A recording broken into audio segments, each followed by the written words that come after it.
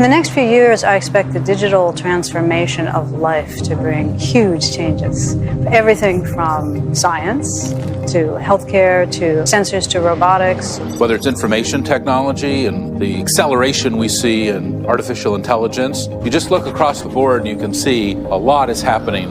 It's really the notion of digital technology pervasively impacting every walk of life in every vertical industry on all parts of the globe. The speed is mind-boggling. What I'm particularly concerned about it is how little the world is prepared for the fourth industrial revolution.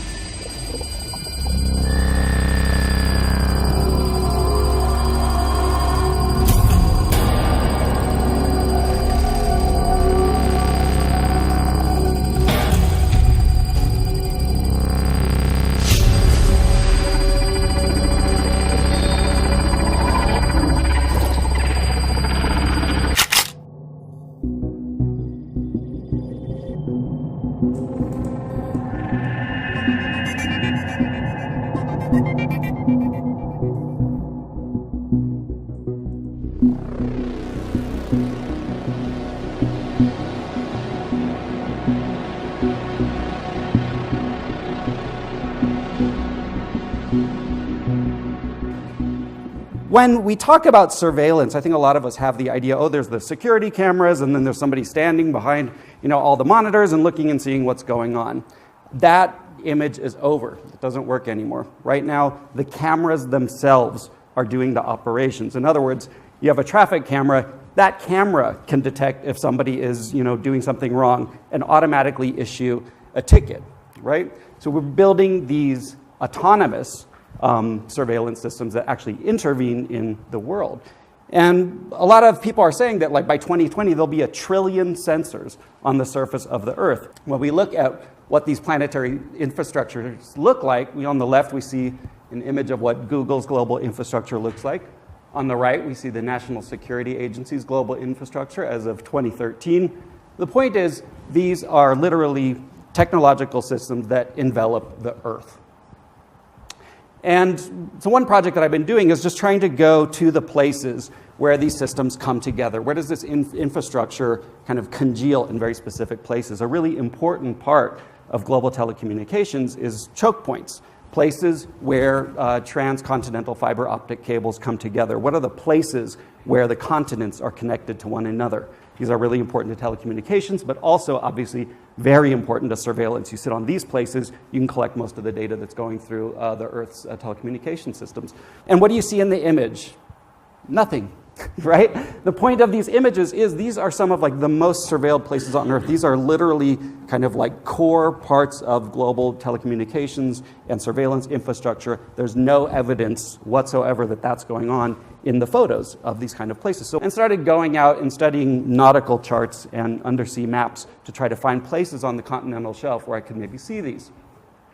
Going out with teams of divers, when you do everything right, you find images like this. As you can see, there's dozens and dozens of internet cables moving across the floor of the ocean. These are cables that connect the east coast of the United States to Europe. Humanity itself will be changed with this superintelligence, and we are at the doorstep of that era.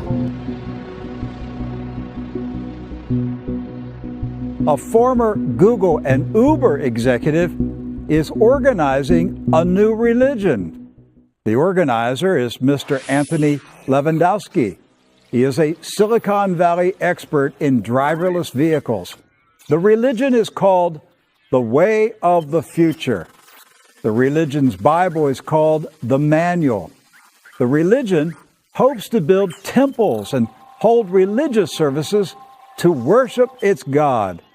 And who or what is the God of the way of the future? Mr. Lewandowski believes that an artificially intelligent global brain will evolve into a God that must be worshiped someday by humanity. He told Wired magazine, quote, "What is going to be created will effectively be a God.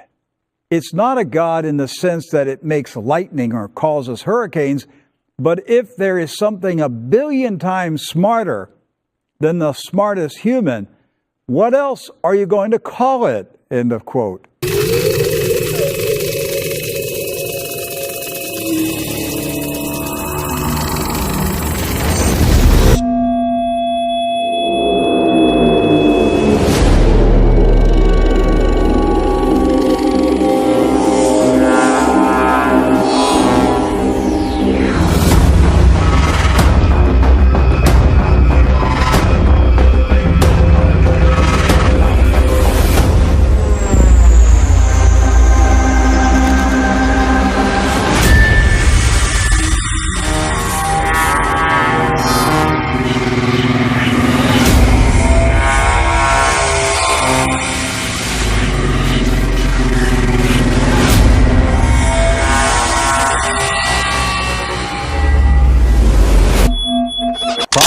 Talked about was 2030. Yeah. It was throughout the conference. And I want to point out, to be fair and accurate, at the Mobile World Congress, there was no discussion of worshiping a God. Right. It was totally a technology project, but they did refer to it as a global brain. That's correct. And the reference was to the construction of an Internet of Things world, where every device has microchips that are connected to the internet and connected to each other. That's right. And they said, as these devices multiply throughout the world, and there will be billions of them, that eventually you will have a global brain that will evolve simply by all of these devices talking to themselves. Now, when we're talking about planetary surveillance systems, aka planetary telecommunication systems, they're not only enveloping the Earth like in series of cables and hardware and infrastructure, they're also in the skies above our heads. Every minute of every hour, there are hundreds and hundreds of satellites over our heads.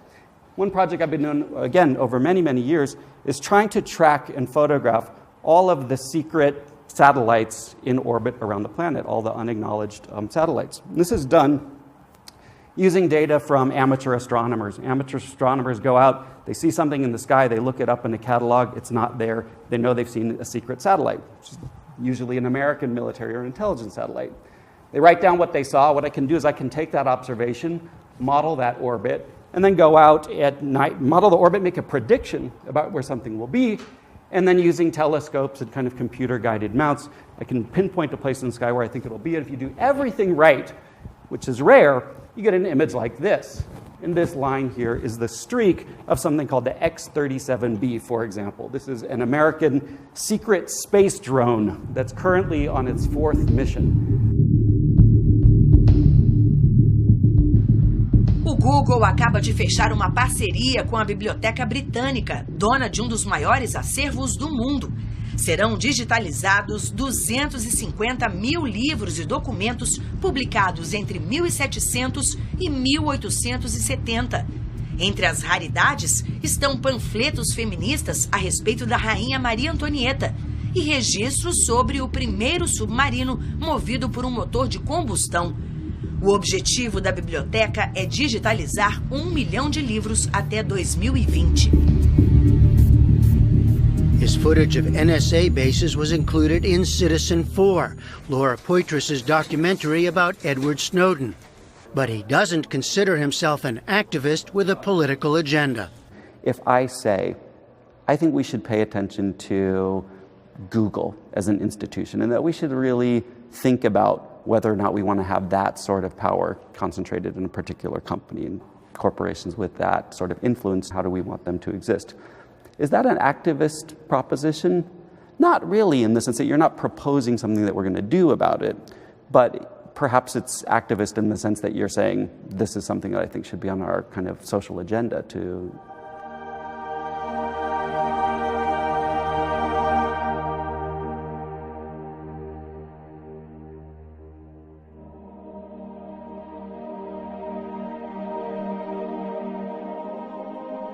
I decided I want to write a book about the very old and the very new, about ancient Christianity and also artificial intelligence. And what would be a perfect setting for that? Well, you know, Spain is a country with an enormous history, a Christian history, a deep Christian history, and they also have the second fastest computer in the world and are working in artificial intelligence. And also... And the computer is in a church. It is in a church, yeah. Symbols are a language that can help us understand our past. The film version and 2 others in the franchise star Tom Hanks as Harvard professor of symbology, Robert Langdon. But with all that success has come a wave of criticism. Brown's been attacked by religious groups and readers for his depictions of Christianity. Do you consider yourself anti-Catholic or anti-religion? Absolutely not. Religion does an enormous amount of good in the world. At the same time, there are factions in every religion that take the metaphors and the myth of Scripture and they hold them up as literal fact. And that is the danger of any philosophy or any religion. Now, Dan Brown is at it again with Origin, a new novel out this week that puts God on the edge of extinction. Traditionally, all the gods fall. And my question is, are we naive to believe that the gods of today will not suffer the same fate? Would that be a better planet?